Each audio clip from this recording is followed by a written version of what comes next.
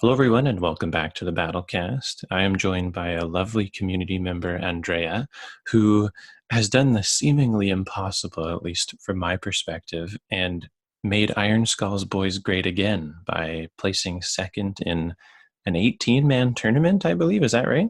Yeah, it was. Hello. Yeah, it was an 18. It's 17 because at last time one missed, so it's 17 really. It's just quite frankly astounding. I'm I'm pretty Yeah. stoked about this talk. So thank you for taking the time. And obviously, you're coming from across the pond, so it's nice that we made the time difference work. Yeah, you're more than welcome. Yeah, it's 5 p.m. here. There Yeah, we go. There we in go. Italy. Yeah. Um, so tell me a little bit about yourself, Andrea, and what your previous tabletop experience, gaming experience, has been. Before you started Warhammer Underworlds. Yeah, I just started playing, Magic and card games and something like that. But I soon abandoned the card games for miniature games because I fall in love with Games Workshop. So I live in Italy. I'm Italian, so we were just used to play Warhammer Fantasy Battles, and then I play a lot of games. When I grew up, I fortunately worked for Games Workshop Oh, UK, nice. Nottingham. So I'm an ex-Games Workshop, and so I completely fall in love with Games Workshop. And so usually I play Games Workshop games, but also board games, Hmm. role-playing games, and obviously console games. So every type of games, actually. Yeah. There you go. Yeah, lots. And did you play any games competitively prior to Warhammer Underworlds? Oh yeah, quite everything is. Warhammer 40k was my Hmm. preferred. Blood Bowl, for Yep. example. I Yep. used to play humans, so another difficult team to play, You've like Orcs in Warhammer Underworlds. yeah. I And mean, yeah, and then I just played even competitive board games from the German sector. what? So something that's why strategy is very important. Yeah, it's anyone who is playing orcs in season three. I think is a bit of a glutton for punishment. They Yeah.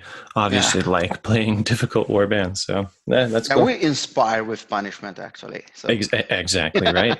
Exactly right. So, yeah.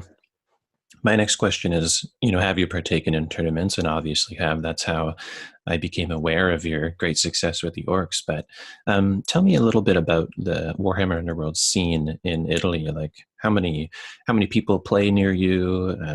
What kind of warbands are they playing? Oh yeah. Actually, the community is growing, and in Italy we have at least 8 people communities. So we are very lucky, Hmm. and in different cities because I moved a bit in the last few years. So I started with 8 people local clashes, and before this system that I call Conquest Italia, there is something that we created to have organized play in Italy because we don't have actually a Grand Clash like Hmm. many people around the world. So we just created one ourselves. So we started with 8 people, but we Italians are very competitive, very competitive. So almost no one use bands that are not tier one, Hmm. if you know what I mean. Yeah, yeah, yeah, There's actually tier one, tier two, and tier three yeah, bands, yeah, and tier four if we see fast riders. Yeah, actually yeah. fast riders are a bit out of tires, but quite everyone plays tier one bands. So it's very difficult to position in the top eight or top three, depends on Yeah. the tournaments. And Now, yeah, now we're going to battle this Grand Clash since 2 years, and usually we have 16 to 24 people in these clashes. it's good. I mean, So anyone yeah, who plays it's quite knows. competitive and quite difficult. Yeah, and anyone who plays knows, an eight person tournament is absolutely fine. I mean, like I would love to have regular 8 person tournaments. That's a great experience. Now this whole tournament circuit or whatever you guys created, did you do that on Underworld Deckers? Is that so? Did you? Yeah, Underworld Deckers is the main Hmm, program we use to that's cool. to do tournaments. Yeah, it's very useful, Yeah. and I love the thing that two three kinds of deck buildings programs are collaborating to Hmm. create a unique place where players can go and do some deck building or see other decks quite easily. Yeah, So that's a it's a yeah, as you know, building the deck is just one of the parts because you can use a deck, but you couldn't win if you don't play well the other well, two things that are moving pieces, attacking with pieces, and place boards. So absolutely, and yeah, you know it. having at least a point where to start is nice. And yeah, exactly. I mean, some more bands are pretty straightforward. I think actually I would have considered the orcs to be somewhat straightforward, but obviously looking at your deck, I know that we are operating on two different theories. So Yeah, we'll you're an tell. aggro side. Yeah. tell so tell me about why you chose the Ironskull Boys. What makes them such an attractive warband for you to play?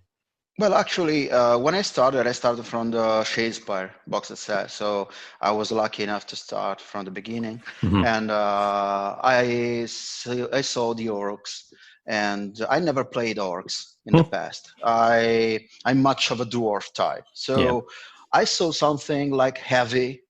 There were no old dwarfs around, but only the new ones. So Hmm. I'd like to try with Iron Breakers.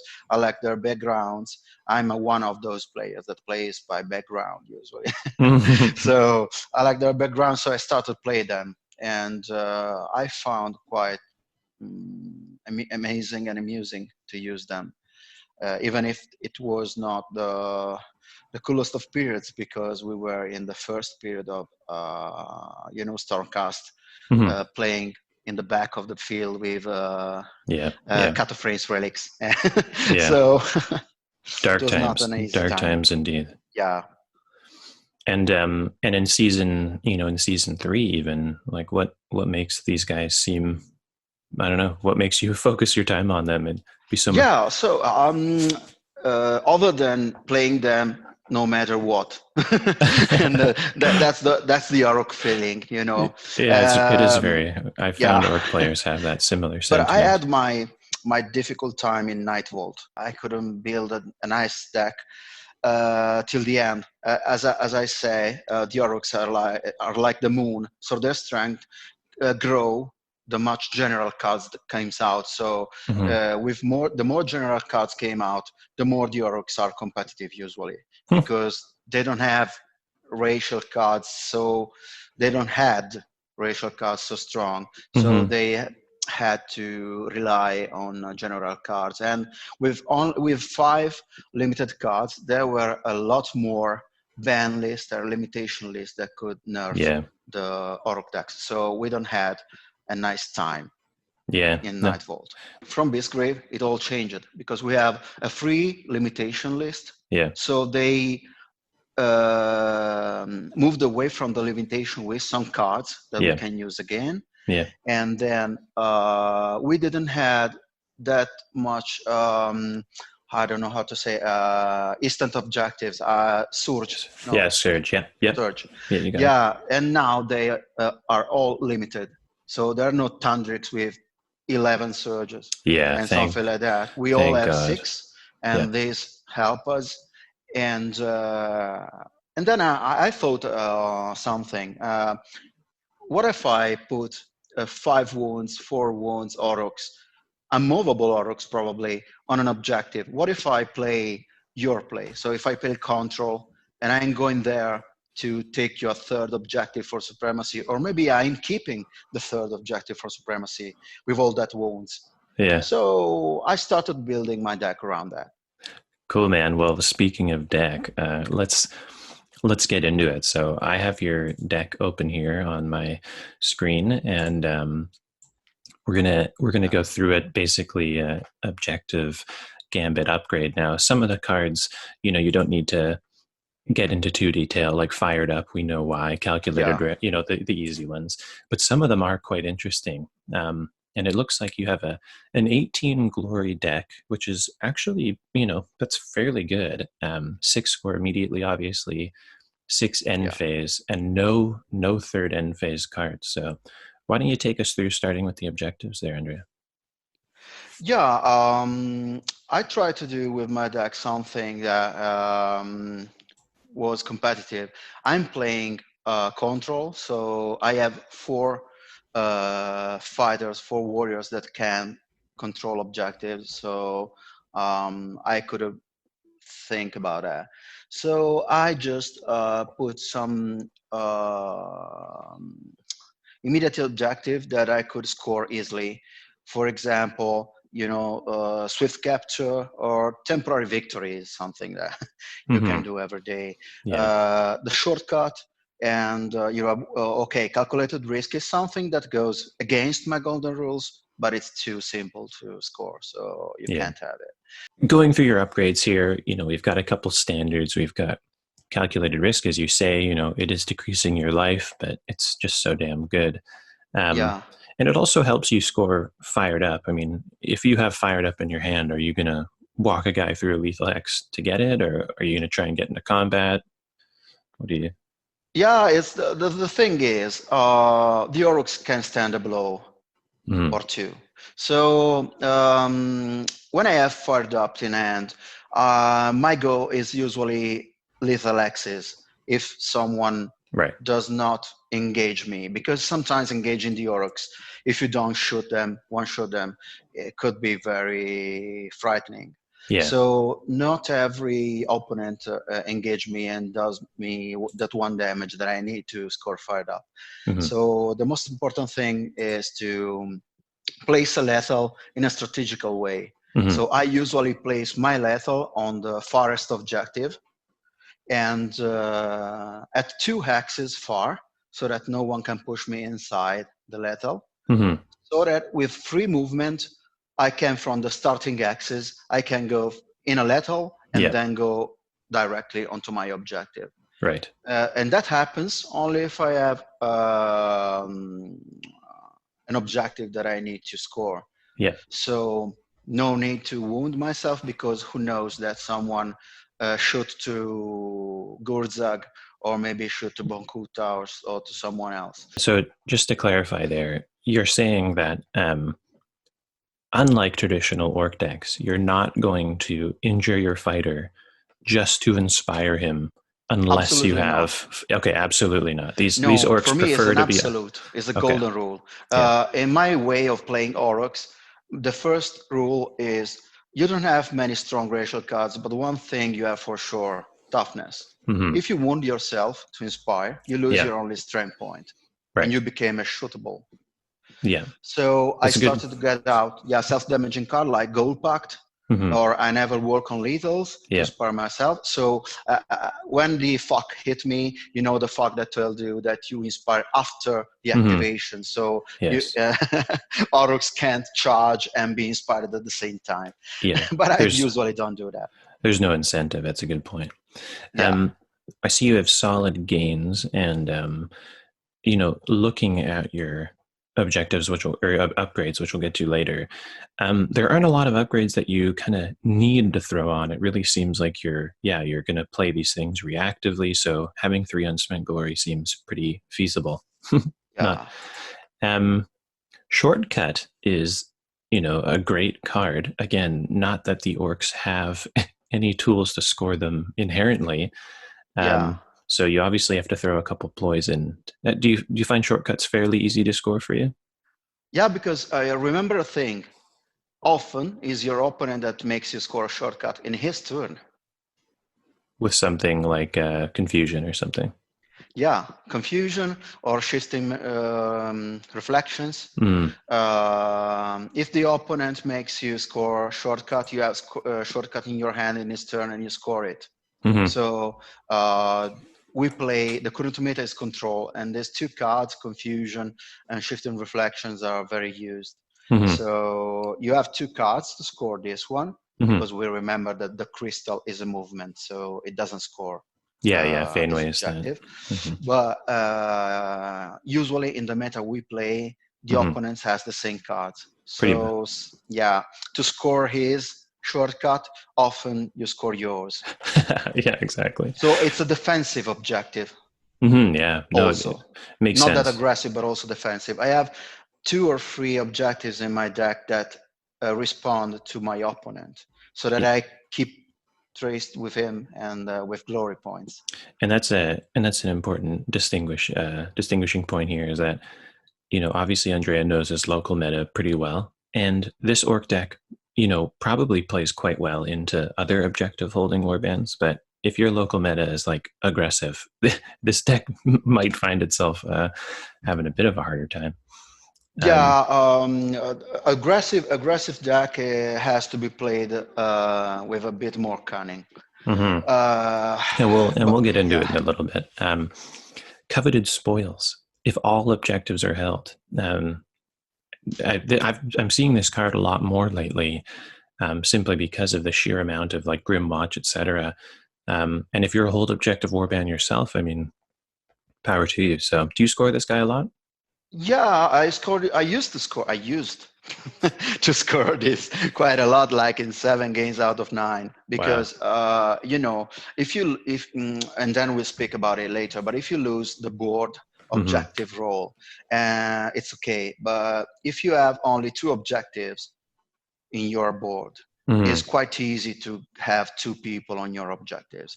So when you scores supremacy, this is actually a response to supremacy. Yeah. So, Absolutely. okay, you do 3 glories. I'm doing 3 glories as well.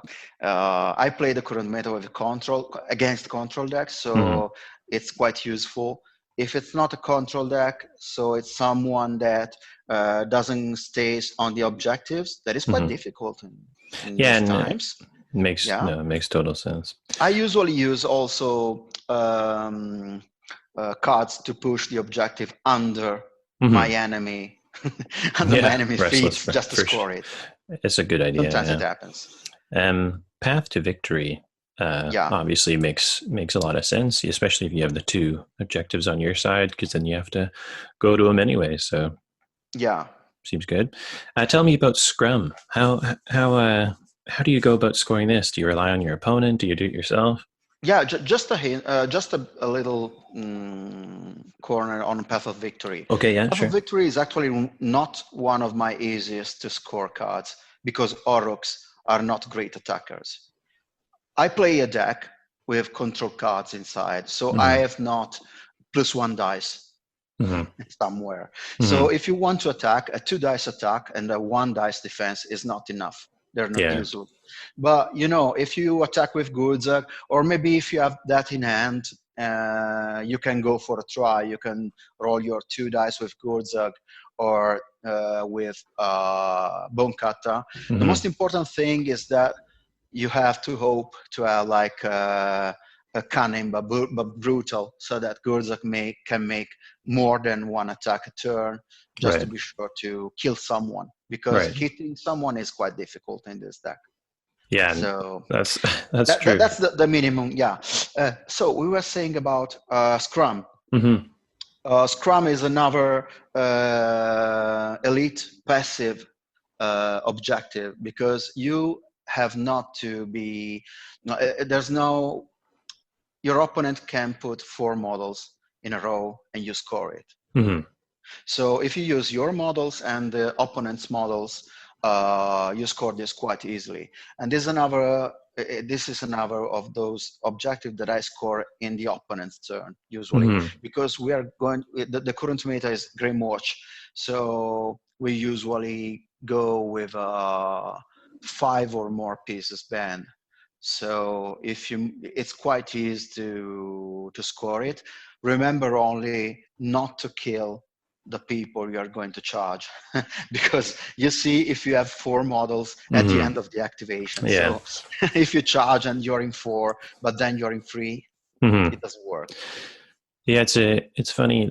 This season 3 of Warhammer Underworlds has the most cards that are countering playstyles. Like I don't think we've ever really seen it before, where cards like Coveted Spoils and Scrum have come out that you can run hoping your opponent is going to help you score them reliably. I mean, they're actually kind of good. In previous seasons, there have been cards kind of like that, but they just suck, really. Yeah. Sometimes I move Gurzak, my full wounds Gurzak, just to score it Scrum. But so you have to be careful, because not every objective has to be scored Hmm. if they put you in a situation that you don't want to be.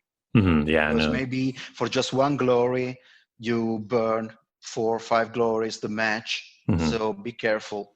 Every type of objective, in my opinion, has to be played carefully. Yeah, I mean, if their deck relies on Yeah. interacting with you and you go pop yourself up there to score scrum, well, now you're giving them the Yeah, or you potential to charge score. at the first turn. For Yeah. example, another golden rules is never charge in the first turn with Aurochs. Never, ever. You will lose that piece. So swift captures makes a lot of sense. I mean, as you say, like you want these orcs to get in and hold things and not be moved. So. Yeah, is another card that is not quite easy to score just because Aurochs doesn't have any of their racials. So Hmm. I put that because you can score that quite easily with a shifting reflections if Hmm. you have it. So is a quite an automatic score, Hmm. or maybe after a charge. Uh, as you can see in my equipment, you have the duelist speed card. Hmm. The dual speed and brutal but cunning, Hmm. that is a ploy, are two of those cards that when I charge with Gudzag, I can kill that model, but I can push that model if I'm lucky. Maybe I not kill, and then Hmm. I push for free my model onto the objective, Yeah. and this happens before the activation ends. Hmm. I play this way to achieve that kind of objectives, for Yeah. example. Yeah. Yeah, it's true. No, yeah. The duelist speed is still within the Yeah. activation and therefore you If score I have not swift capture. another Yeah. shifting reflections, or maybe you can use the crystal. But Mm. in this period, it's difficult to find someone out of his objectives. Yeah, it's hard to dislodge somebody off of an objective and not have them Yeah, and immediately you have to push them be back very on. careful when you play the crystal, because you don't have to play it casually. You have to play it at the end of the power phase of your opponent. Otherwise, your opponent can push one of his pieces or something like that Hmm. in his turn, or move one of his pieces in his turn Hmm. to prevent you from moving. Because once you have the crystal equipped, you Hmm. can't move if all the objectives are occupied. So you Hmm. can't move. You can literally lose Gurzag, for example. Yeah, no, no kidding. Yeah, because if you have Feynway and you can't get to an objective X, you're I fucked. see many people that place at the end of their turn, just Hmm. because they have some glory, they put the crystal Hmm. under their good piece, and then at the start, the opponent they lose initiative. His Yeah. opponent starts and simply cover the only objective that was free in his half, and so Yeah. you lose that piece for the rest of the match. Yeah, you're pooched. No, it's brutal that Yeah, way.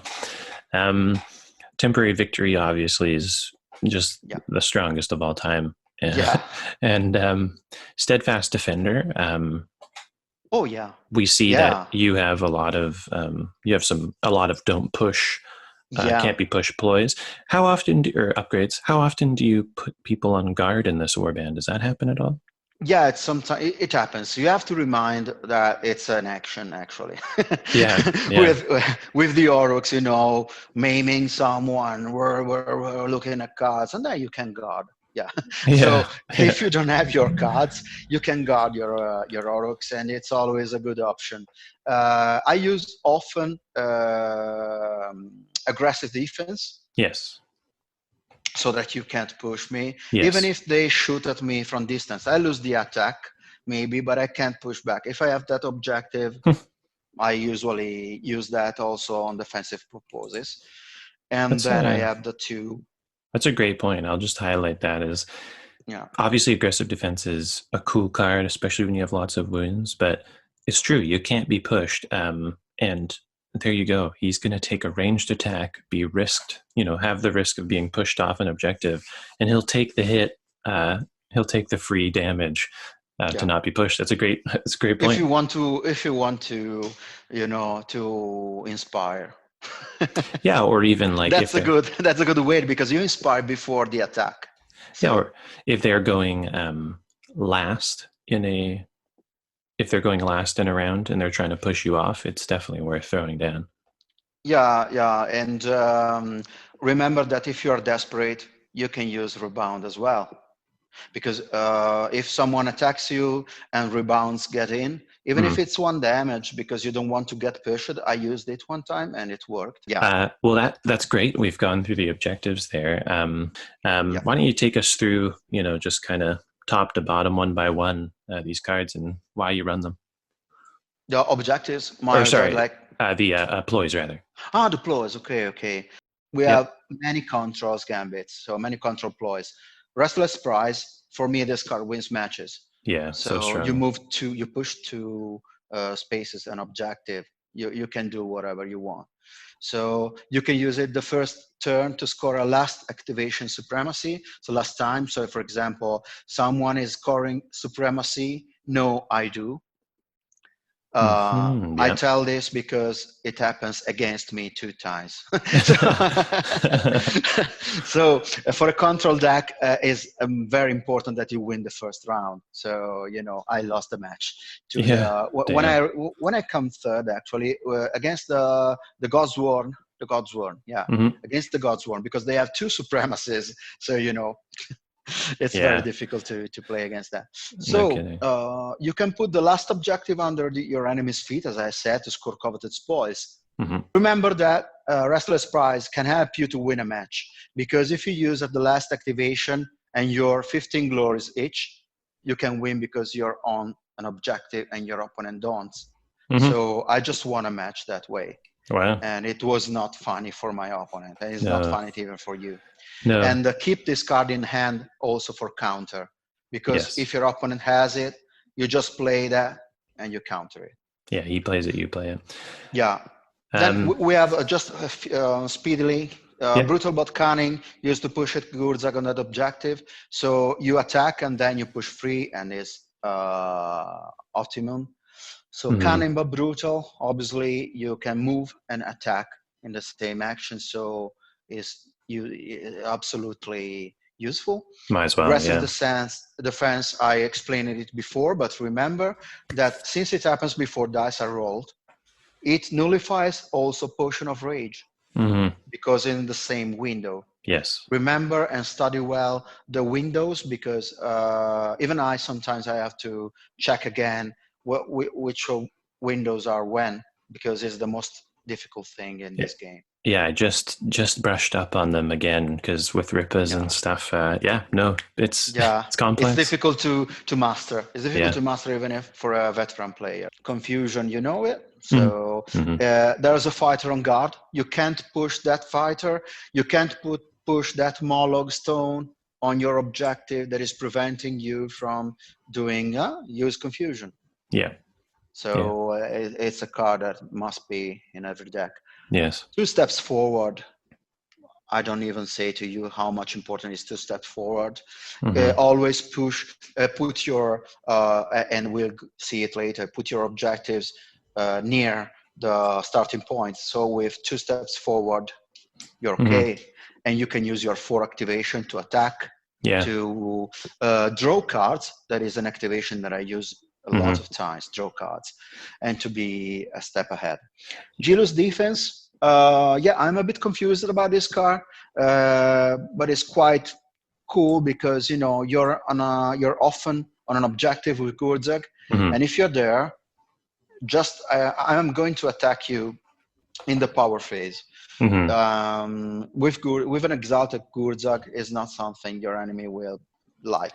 Well, and especially given that you, as we'll see with your upgrades, but and aggressive defense, etc., is you don't want these orcs being pushed. So if you're on an Yeah, objective and you can't be pushed, the chances of using jealous defense go up quite a bit. just remember a very important thing: don't charge, or you can't use Gilo's defense. Yeah. Yeah. It's So remember to move, to push, and something like that, mhm. but don't charge. Definitely.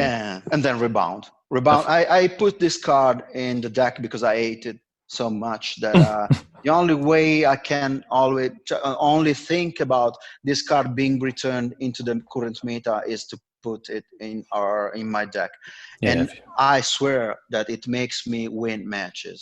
If you can't beat because them, join them. every time you try to give me a 4 damage, 5 damage maybe on Gurzak, on a 5 or plus, I can rebound it back. So Fuck, it's it's too brutal. strong. This card is, I know that it's only a 33%, but it's a 33% is way more than a defense dice roll, for example. Can be, yeah. Like if they're coming at Yeah, you with cleave, you're yeah. like, you're like, well, fuck, I might as well just And blow you up. the problem is that with a defense roll, I can be pushed. Hmm. Or maybe I failed the defense roll, I know, but I don't deal damage to my opponent. With Hmm. rebound, I do, Hmm. and Yeah. that's the real difference. Yeah. Fuck, That's it's, why this card should be forgotten somewhere, yeah. sometime. Get out of here. Yeah. There's two cards I wanted to bring up in regards to your gambits. One of them is distraction. Yeah. I'm kind of surprised. Why not distraction? Because I'm not. My style of play is that I go there and I kill you and I take your objective. If I'm one 10-10 man, so I'm not used to use more than 10 cards Okay. and 10 cards. So adding even one shift my probability too far. So I since I have a problem that is movement, Hmm. I prefer to push one of mine Hmm. with sidestep, for example, Yeah. that having a distraction on my opponent that could be something useful, but don't push me into an objective, for example. Yeah, Yeah. No, that's a great point. Yeah. The other one just for movement, just for yeah, movement. exactly. More valuable to push your own fighter. Yeah. The other one I have is one I just saw recently by a guy who was playing Skates, and he was running. I can't exactly remember the name of the card, but it's the one where in an end phase you play this card in the last power step, and you name an objective your opponent. Oh yeah, 2 steps ahead. No, 1 step ahead. Yeah, one step ahead. What do you Yeah. think? What do you think about that? Okay, 1 step ahead was a powerful card in the tome era Yes. because you play tomes and you lose on a 4 or more. Oh, now it's a problem only if you have lots of third turn or 1 or 2 third turn objectives that I don't suggest to put in any deck until it's very important. But since they don't exist anymore, Hmm. because you do objectives on the run, you can have supremacy, but probably you probably not. Yeah, I think that it's an interesting point because now more than ever, holding three objectives doesn't really mean anything. Yeah, Like back in the day, unfortunately not. yeah, if you held three objectives, you were like, oh yes, supremacy, I see what you're doing. But now, yeah, you just probably want to hold them anyway because you might, Yeah. surge into, our old friend temporary victory. So, moving on to the upgrades now. Why don't you, in the same fashion, just take us through them? No, sorry. Moving to the upgrades. Yeah, upgrades. Yeah, just take us through the upgrades, same way Yeah. you did with the gambits. Oh yeah. As I said, duelist speed is one of the most important cards in my deck, because the most important thing is that you don't have to be successful with your attack to push your player. Hmm. So even if you miss, you push. Even if you push the opponent, you can push into his axe. This is very important if you charge, for example, Hmm. and you kill that objective's controller, or you push him, and then you can instantly push him, your player there. And if Hmm. you have, for example, survival instinct or green tenacity, Hmm. once your warrior is over there, no one can push him except for a distraction, but you have your pushes in your hand, so Yes. that's okay. And that's a card that really is really something. Yeah, Uh, Grim Tenacity is it's great for this deck. It's great. yeah, because someone told me, oh, why don't you use the Hydragos blessings that pushes you too? Hmm. And I say to him, yeah, but do you think you're gonna hit something with Oryx? because you have to be successful to push 2. In I dual just speed, you have not. I So just that's love the main this. difference. I Yeah. just love this deck so far that like it goes Yeah. against everything I believe in. You're like, Yeah. Yeah. don't Seems like something I played for almost 3 years now. you're like, Yeah. don't try and hit people with the orcs, you'll No. miss. Don't No, no, don't take don't try. damage with the orcs. 2 dice attacks are useless. 1 dice defense is simply something fun to roll after your 3-4 dice roll of your opponent Yeah. hits you anyway. So Yeah. Right. Well, yeah, so Fenway yeah, those Crystal three. we know fairly well as but you correctly stated that in this meta now, you better be damn sure you're going to be able to get on that objective if you're going to put Yeah. Fenway because it'll kill your fighter basically. Yeah, yeah. Fenway is a card that I was near to remove from my deck Yeah. because there's so much traffic on those objectives that Hmm. you have really to be careful and to play it, as I said, in the right moment. But Hmm. it's something that can let you score quite different objectives and Hmm. to enter into enemy territory. And if you find the dreadful Moloch, you can escape him, for example, with that. Yes, the dreadful Molag indeed. Yeah, it's dreadful. I think he found his nap lately because it's not in Yes. the meta anymore. Yes, I But think there's a gentleman's agreement right now to not play Molag. yeah, yeah, he found the nap in this grave. But you know, he Yeah. was looking for a nap Yeah, by the ground. Yeah, all he wanted to do was nap. yeah, Sudden growth. I was a little surprised at first to see this in your deck, obviously, because yeah, the orcs movement is shit. But yeah, presumably, you put this on somebody who's on an objective in yeah, enemy territory. Yeah, yeah, yeah. And when he is going to do those free damages on your Bonkuta or free damage on Gurzag, you sudden growth, hmm and you go, okay, I'm again in 5 wounds. hmm So what's you gonna do? yeah, yeah, Yeah, makes and sense. yeah, every time, sometimes I use Gurzag as a distraction. I use sudden growth, Tome of Vitality, Great Fortitude on Gurzag just to let my opponent hit him so that he lose 4 activation, trying to kill Gurzag while I score supremacy, objectives oriented things. Yeah. But the problem is that if you don't do that, Gurzag will crash your head.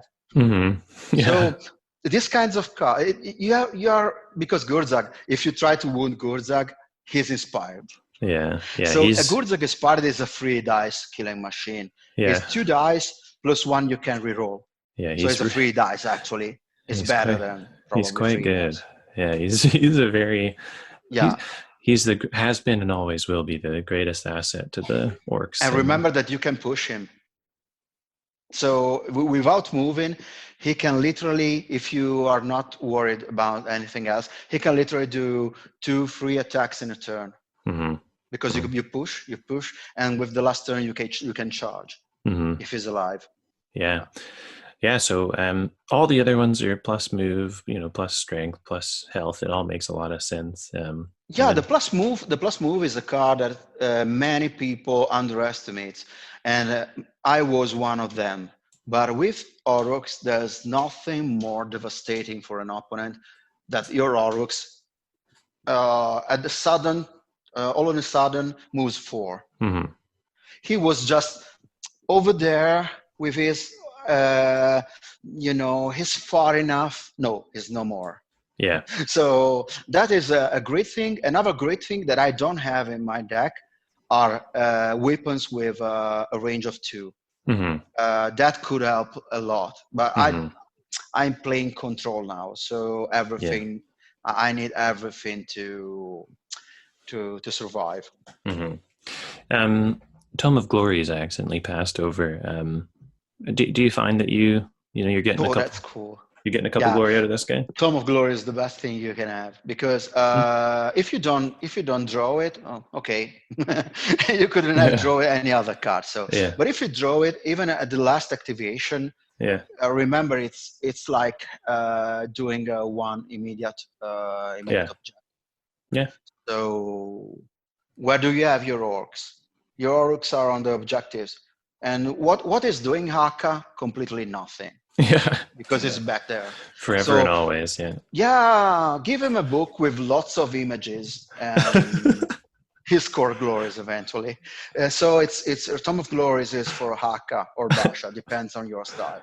Yeah. But oh yeah, it's not for Gudzak, because usually you can attack with Gudzak. Yeah. Yeah. Yeah. Definitely. Yeah, And the last two cards, Survival Instinct, Grim Tenacity, makes sense. Survival Instinct's outrageously good. It's the best thing that's yeah, best upgrade probably we've seen yeah. so far. Yeah. Cool, man. Well, that's a cool deck and a playstyle that I'm shocked, totally shocked. Um, we're gonna move on to a little more tactical stuff. I'm gonna open up the board page here Yeah. on Underworld Deckers, and I want to talk about boards. So, what is your go-to board and Okay, your so go-to orientation if you had your yeah, choice? most of my victories, except from luck, that luck may accompany you forever. The first hint I can give you in playing my own version of this game, with control and so with my Aurochs, always take objectives and Always let take the board, because you have to have three objectives. If you have three objectives, let them come. You have Aurochs, yeah, so let them come, that will stand something together. yeah, Uh, so if you win the objective and you place three objectives, hmm you can use Soul Refractor, yes, Abandoned Lair, yeah, Curse d'Oubliette, and Shishian Stardial. That's because these maps are not that useful to your opponent, or maybe they're most generical. Your opponent can't use them to have a great point of impact on your game. So you can hmm give this map to them. And then obviously I'm telling this in the most general way, because every type of enemy has its own maps, hmm unfortunately. yeah, But if you have to give a board to the enemy, choose between these. yeah, If you lose the objective role, so the initiative role, so you have to put only two, yeah. then it's up to you to choose and position whatever map you like. But you can choose, in my opinion, between the Mirror Well, the Molten Shard Pit. The Molten Shard Pit is very, very useful. You will see that map is very, very useful for whatever type of play you are going to play. Are we talking and for the molten shard pit? Are we talking putting your fellas up on the front three hexes, like that kind of thing, or where do you put them? Depends. It depends on what you have to do, because you need only two guys to go to the other part. That is Bonkuta and Gurzag usually. Right, So makes you need sense. only two pieces, because three is too much. Yeah, Remember that your Akka and Basha guys, or Akka for sure. Depends on what you want to play. You play Basha if you need that knockback. yeah, If you need knockback because there's a lot of lethals, yeah. use Basha. hmm If you need damage because people are free wounds people, use Bonkuta to hmm go to the other side.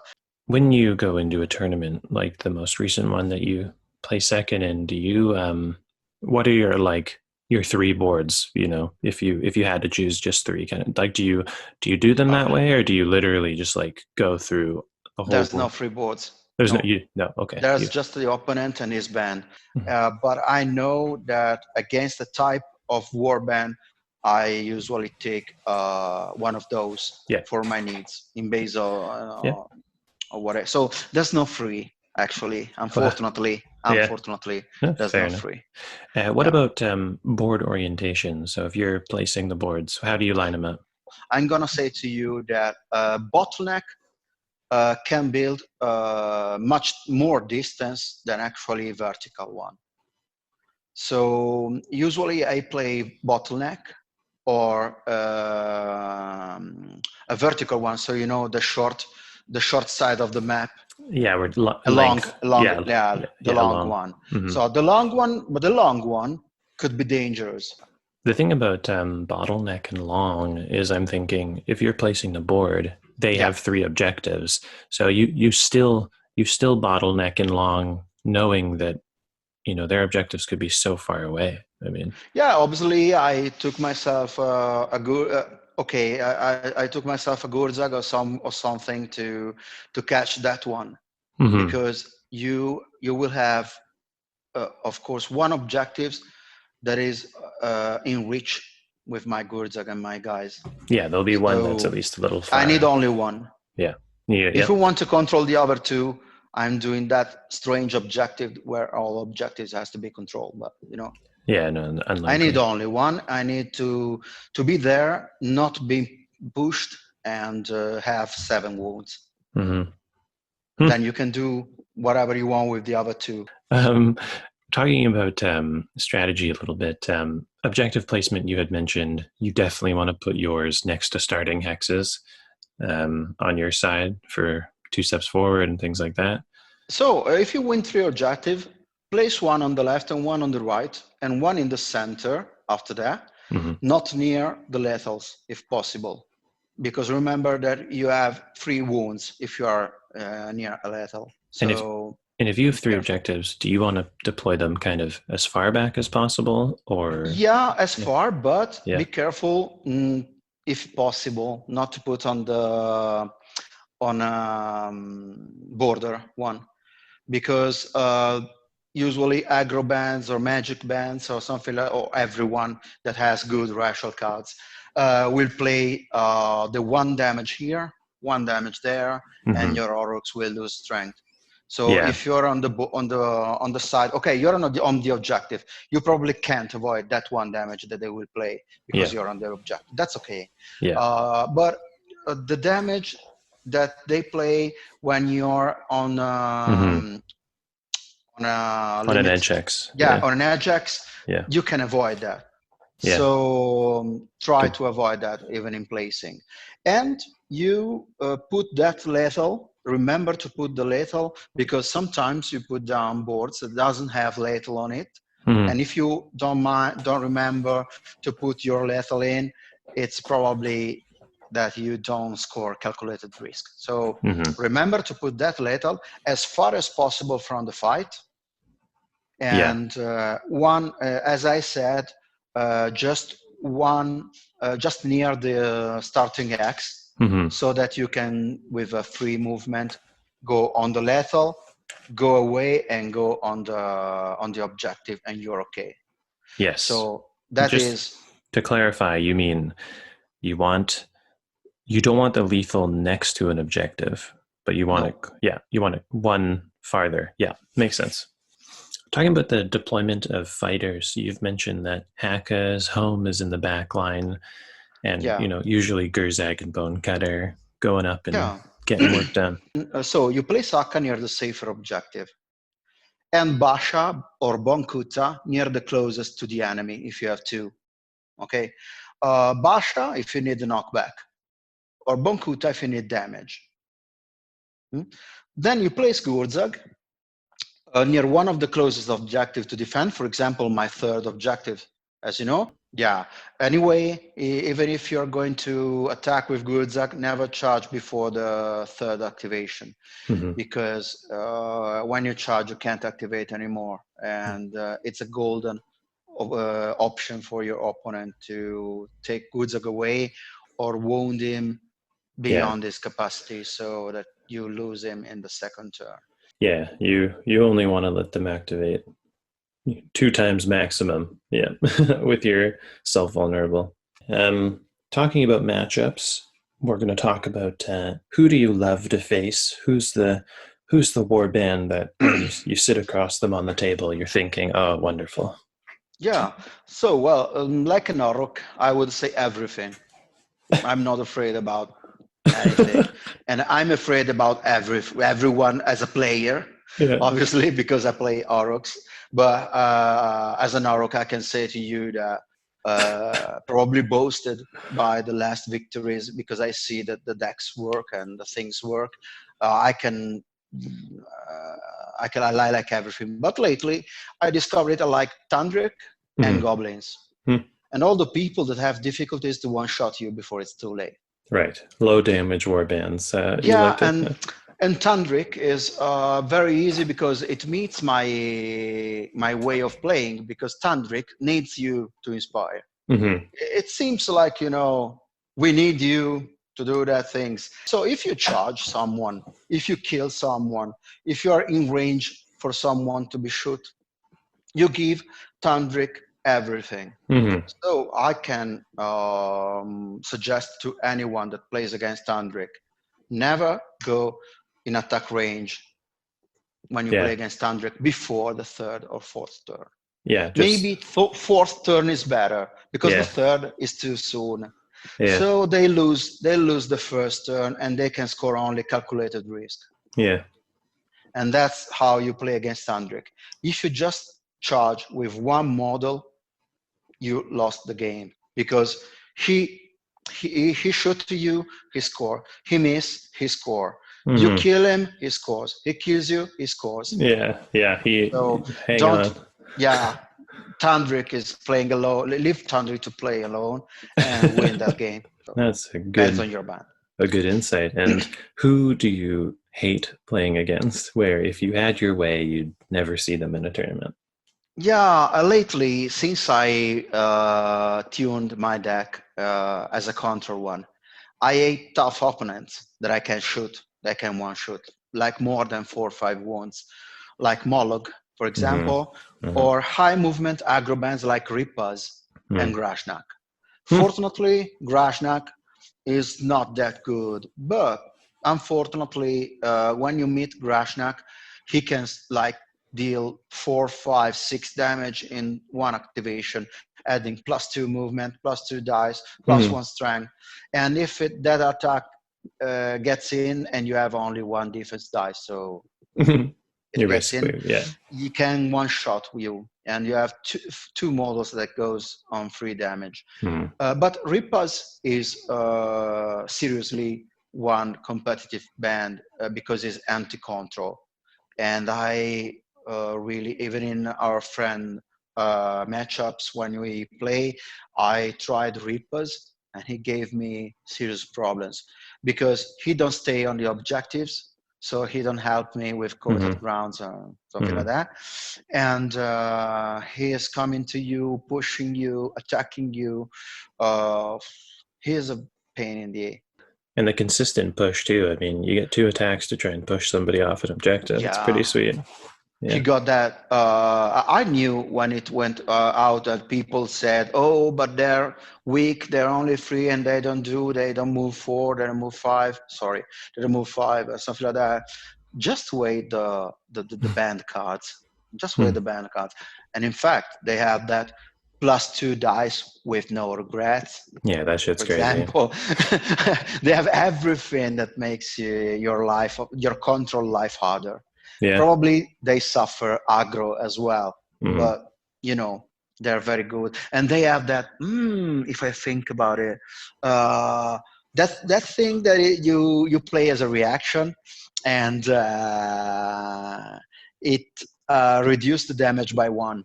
Yes. Yeah. That Yeah. is, The I evasive hate maneuver that or card. whatever. I Yeah. hate that card, and it's very strong. And for that reason, I suggest this is the end of the interview, like near the end of the interview. So Yeah. anyone who's listening to all the interview, I can give you this hint: take a look at no time, Hmm. and if you have space, place that card inside your deck. I don't put no time in my deck, obviously not in our deck, because we have a lots of reaction during the activation. But if you play no time during your opponent power phase, not only the power phase ends, but you can charge and you can do things the way you want, because you can play reaction power cards, or he can play power cards, but until the end of the next activation. Hmm. So remember that if you play, for example, no time at the end of the power phase of the last fourth activation, you can't equip fighters since the second turn with the glory you did with your Hmm. objectives. Hmm. For example, So it's a very difficult to play card, but read it and try to use it in a clever way. It saves you from rebound, and it can, for example, against a Hmm. tome, Hmm. you force your opponent to play tomes before, Hmm. because if you play tomes and keys at the last activation of the third round Hmm. on the power phase, you're risking me to play no time, and so you Hmm. can't equip anymore. Very trippy. Well, the next question is any tips and tricks that we may have missed, and that was one right there. That's a nifty one. Anything else you can think of for this janky ass warband? Any tips or tricks? So yeah, recapping what we have said, don't wound the Aurochs. Your Yeah. opponent will help you in that. So be faithful and your Aurochs get wounded. If the Aurochs will not get wounded, what kind of game we are playing at if you control three objectives and your Aurochs are not wounded? So Yeah, you will that's true. score fired up, don't worry. Remember that Hacker Bash Inspired are 3 dice, 3 damage output with grid strength if needed. Remember that. They're Hmm. not useless. Hmm. Against low wounds models, think before equipping great strengths to a useless 4 damage on Gurzag of Bankuta. Hmm. Okay, so with this kind of band, be cunning always.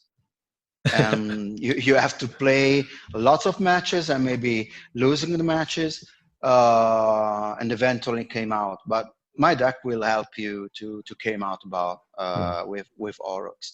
Hmm. But you have to be cunning always. This is not a tier 1 band.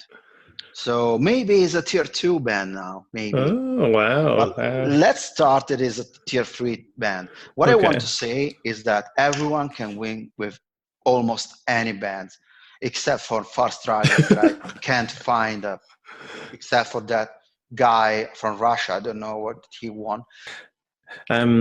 Last question, pretty much. Yeah. What's the thing that you like most about the Beastgrave season? Oh, the gameplay has been improved by a lot, in my Hmm. opinion.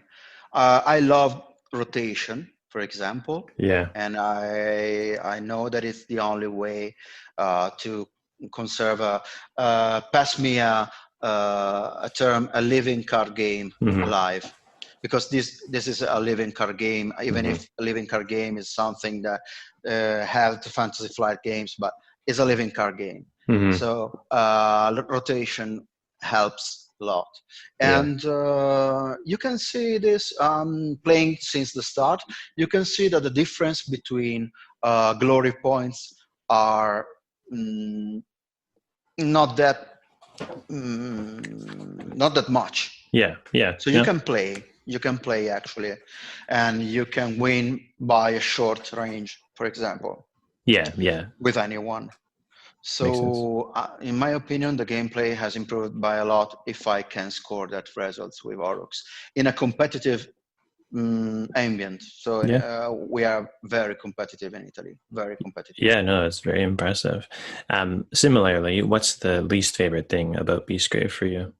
Well, I don't want to ride the wine, but the reprint of the old cards could be okay Hmm. because for control keys and something like that, this could be nice.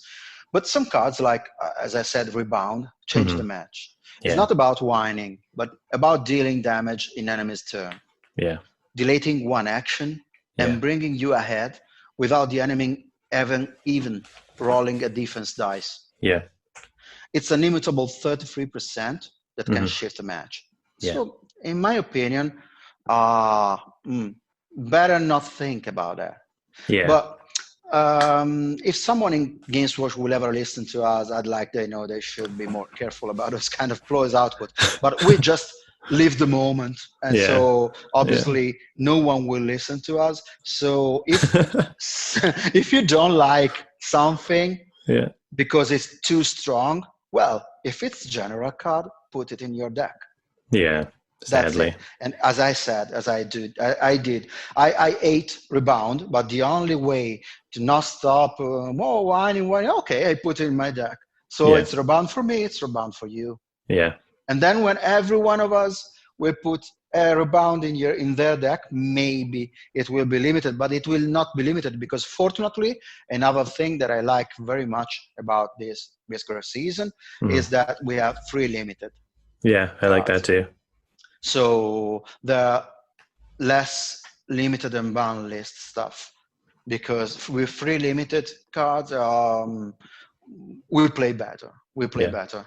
So that's one hell of an insight on an unconventional way to play what's largely considered an unpopular warband. But obviously, you've got a ton of experience with these guys, and you play them to great success. So I've learned a lot, and thank you for coming, on the show and sharing your insight on this warband. Appreciate You're it. more than welcome.